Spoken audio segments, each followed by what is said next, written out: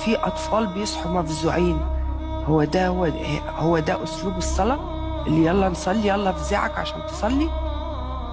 وبعدين الراجل اللي بيجعر لي في الميكروفون ده، هو انت مش سامع صوتك ولا انت قاصد تعمل كده؟ ما هو دي أسئلة عندي أنا كمان. فين قرار توحيد الأذان فعلا؟ فين؟ ليه احنا لما أجانب، احنا مش عاوزين سياحة، ليه لما أجانب يجوا وهم ماشيين في الشارع يسمعوا الجعير ده؟ أنا في شوارع صغيرة الميكروفون بتاعها حتى وانتي قافلة الشبابيك بتتجنني. طب ازاي في ناس عايشين؟ طب انت مش محترم كل الناس اللي عايشين في العمارات اللي حواليك دي يا أخي؟